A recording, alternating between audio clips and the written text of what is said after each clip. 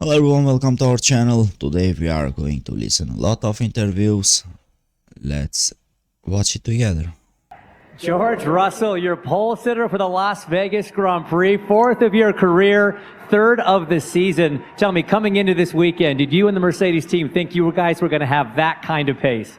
Honestly, absolutely not. It feels incredible to be back on pole. We've been so quick all weekend, and I just knew coming into that last Q3 lap, that's going to be the one that counts. It doesn't matter what's happened before then.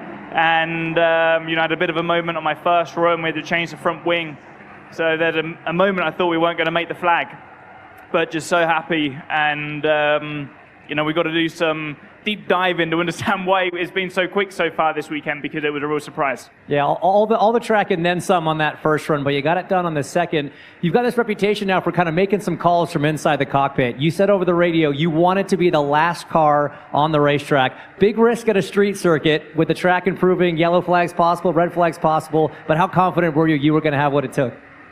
Yeah, I mean, ultimately you got to put on the table sometimes, and I felt confident in myself. I knew if I did a clean lap, it would be enough to secure, a front row. So to get pole position, it's incredible. But ultimately, we've had a few good qualifyings recently. We need to convert that into a win now. Okay, just quick.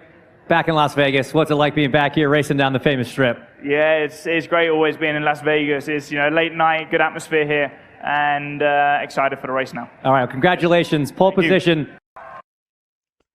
Yeah, it was epic achievement for the Mercedes. They were performing very well at the practice 1, practice 2, at the practice 3, but no one expected.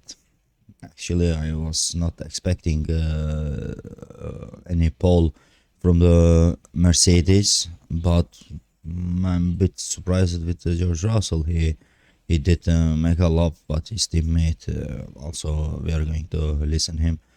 He just finished at the 10th position after that mistakes.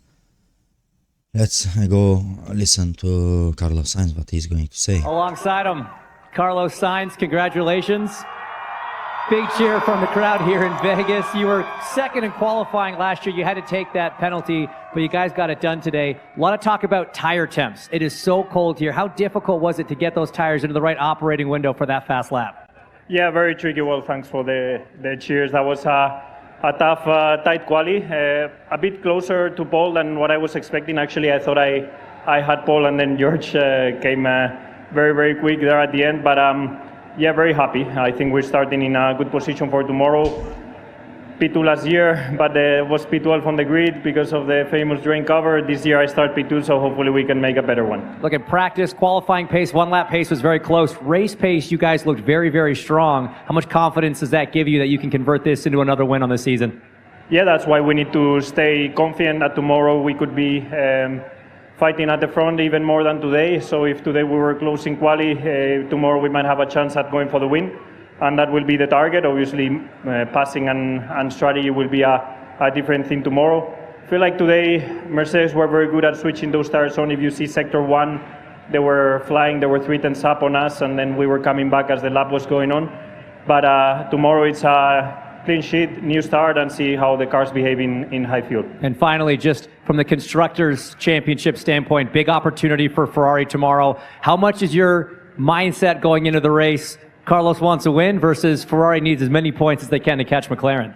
I honestly think we need wins also to beat McLaren. It's not like we can afford to just be in front of them, because they have a big gap in the championship, and then we're going to Qatar, that it's not going to be a good track for us, and we're going to be struggling there. So yeah, I think we need to win, so it's not like it changes much my approach. Perfect. All right, congratulations. Front row star for Carlos Sainz.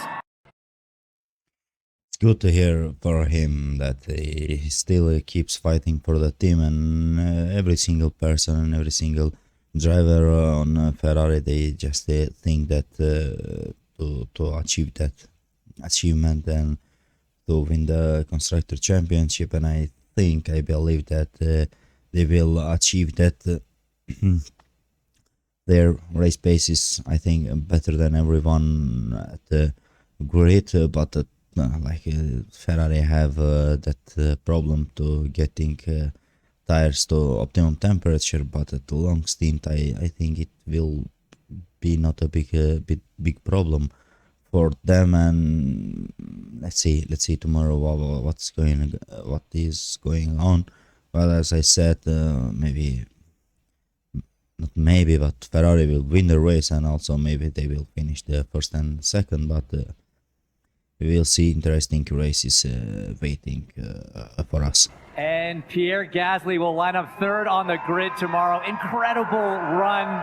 This team's really been on a great run of performance since Austin. You backed it up with an incredible podium position last time out in Brazil. Just talk to me about the emotion of getting a qualifying like this in. Yeah, it's the first time ever. So no, it's unbelievable. Honestly, we didn't think we'll be able to achieve a top 3 in the quali. So no, it was an incredible lap, especially around this track. You're flirting with the walls everywhere through the lap, and a lot of adrenaline, a lot of excitement. I knew crossing the line it was a good lap, but when they came up on the radio telling me we're lining up third tomorrow, it's just amazing. So really happy. I mean, times are so tight here. So let's just talk a little bit about how tricky it is specifically here. Cold temperatures, dirty racetrack, low downforce configurations, and walls everywhere. In qualifying for the ultimate lap, how tricky is it here? Yeah, I mean, I was getting cold in the cab. We had to wait so long before that Q3. I just wanted to get going, and yeah, we had a good first run. That last lap was the one that mattered, with a new tire, and yeah, really managed to nail it. So the car felt great. I must say it's an incredible period for the team following the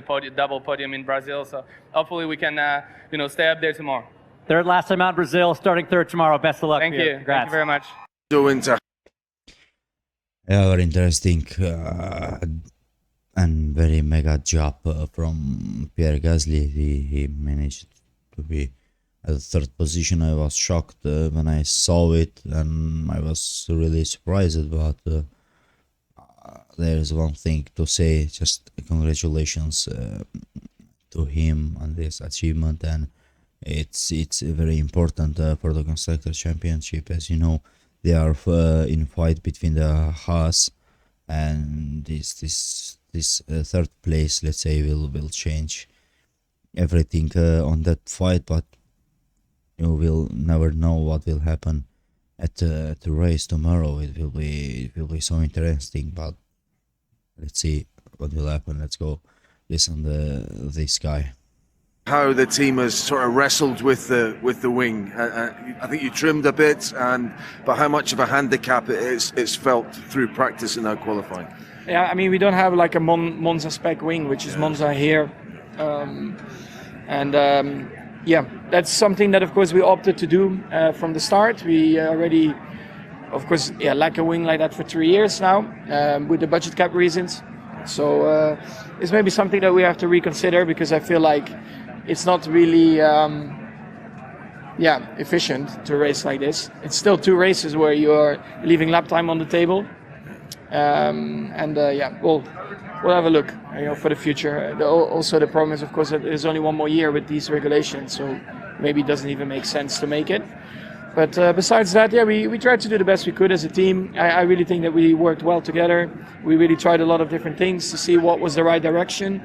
I do think that what we did for qualifying was the right direction, but still clearly not enough, to fight for pole. But I'm still quite happy. I mean, we're still in front of McLaren, which for me is a bit of a surprise. But like I said, I was quite happy with how qualifying went and my laps and stuff. What's going to define tomorrow? Like you say, you're starting ahead of Lando, so the championship, if you can stay ahead, will be yours. Do you feel equipped to do that?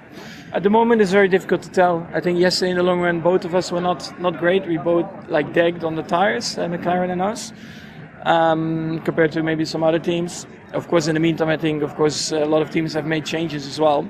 So only time will tell tomorrow how we are gonna perform. Well done.